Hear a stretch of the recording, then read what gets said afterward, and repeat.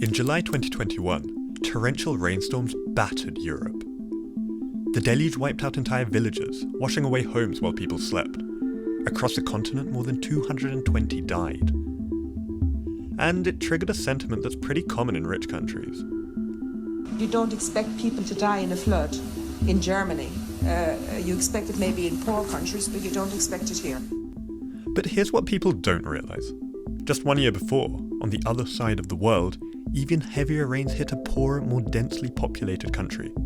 They just killed fewer people. Cyclone Amphan claimed 128 lives when it struck Bangladesh and India. Don't get me wrong, it was a horrific tragedy that also destroyed houses, crops, and livelihoods. But had that same storm hit Europe, it could have been far more deadly. Bangladesh is streets ahead of any other country in the world. So why did Germany bury more victims than Bangladesh? Let's look at what a country on the front lines of climate change can teach the rest of the world. Delving through historical footage shows that Bangladesh wasn't always equipped to handle severe storms. To understand what's changed, we need to go back half a century, to the biggest and deadliest cyclone recorded in human history. On November 11, 1970, Cyclone Bowler barreled into Bangladesh, or what was then East Pakistan, and West Bengal in neighbouring India.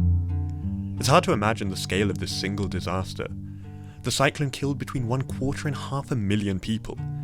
The government response was so poor it fueled protests that helped trigger a civil war, which turned Bangladesh into an independent country. One reason cyclones like Bowler are so deadly is because they hit some of the most densely populated parts of the planet. You might have seen this population map that went viral on social media.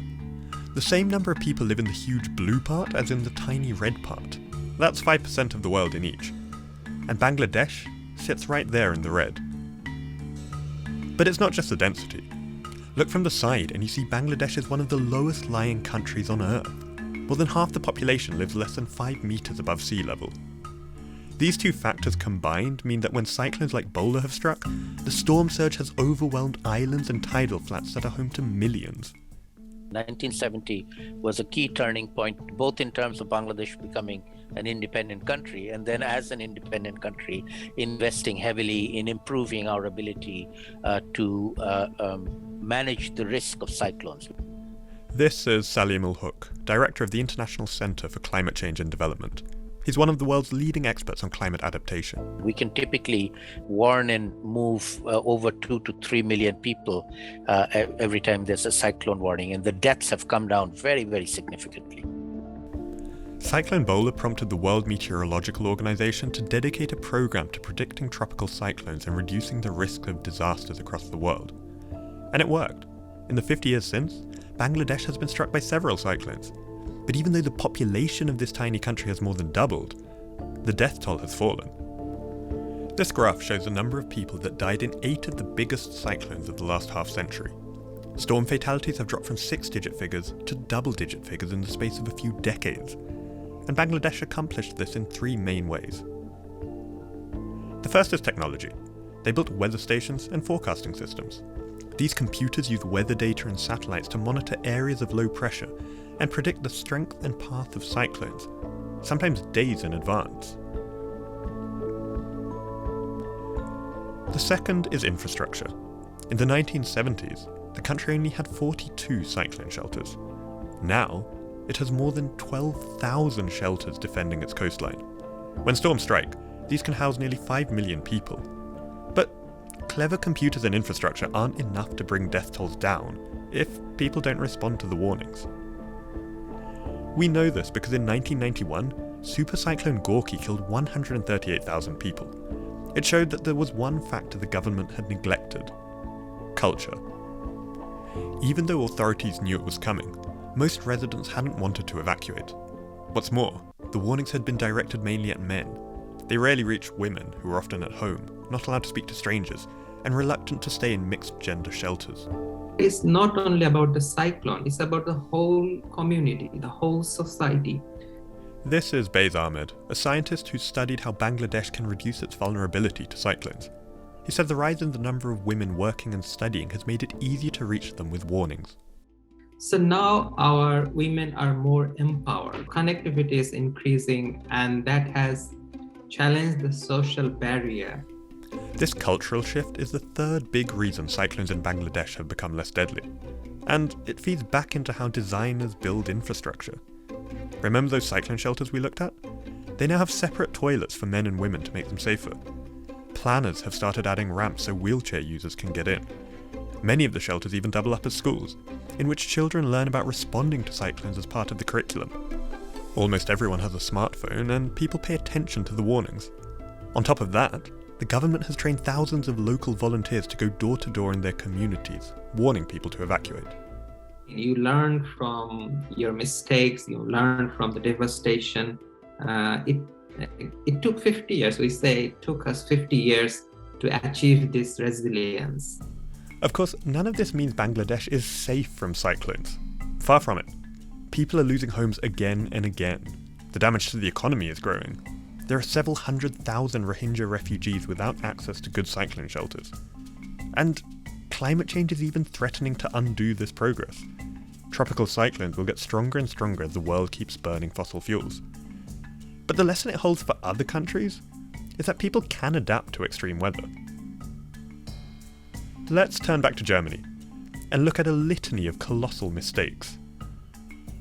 From July 13, 2021, heavy rains hit Germany, Belgium and the Netherlands. The downpour, supercharged by global warming, led to floods that killed more than 220 people. As scientists, we were really shocked by the scale of the impact of the floods in Germany. This is Liz Stevens, a climate scientist at the University of Reading who studied global flood alert systems. Experts and residents are still waiting for an official investigation into what exactly went wrong, but some clear patterns have already emerged. Here's a public prosecutor in the German city of Koblenz, shortly after the floods, telling journalists he's opened a case of negligent homicide against local authorities. He's talking about the town of Sinzig, where 12 people living with disabilities in a care home were killed by the water. Zumindest für diese Personen ist jedenfalls anzunehmen, dass sie bei einer früheren, deutlicheren Warnung vor den Gefahren oder auch vor allem bei einer früheren, deutlichen Evakuierungsanordnung hätten gerettet werden können. The European Flood Awareness System had indeed issued alerts of life-threatening floods to national authorities earlier in the week. But at a municipal level, local officials ignored the warnings and failed to evacuate people until it was too late. In some communities, sirens stayed silent. In others, people didn't take them seriously enough. Other structural factors were also involved. The authorities sent warnings via smartphone app, but not text message. Rescue efforts were harder because phone lines and roads hadn't been built to withstand such floods. Above all, people in towns and villages built on floodplains across the country just couldn't imagine they were in danger. So even though the science predicted the rains, the culture to avert the looming disaster just wasn't there. The care home for disabled people in Germany is a perfect example of that. We really need to begin to understand who are the vulnerable people living in areas at risk of flooding and understand what their needs are from the early warning system. So what lessons can rich countries take away from this? First, that the climate has already changed. Governments need to recognise that this threat isn't going anywhere. It's getting bigger. Second, that's why we need to start investing much more. People need to know when extreme weather will hit and have a safe place to go to when it does. Third, that technical solutions aren't enough on their own. A warning system doesn't work if people don't hear it in time, or if they don't take it seriously. In Europe, we're very good at large investments in the science of climate change, and that gives us those big weather forecast models that can predict things further ahead of an event. But what we really need to do is understand the decisions that are being made in those local communities. These countries, they do not lack resources. They have the resources, but probably there's a lack of planning, reliability, trust. The challenge for poorer countries like Bangladesh is how to adapt to even more extreme weather. The question for rich ones like Germany is how much longer they can afford to wait before they listen and learn.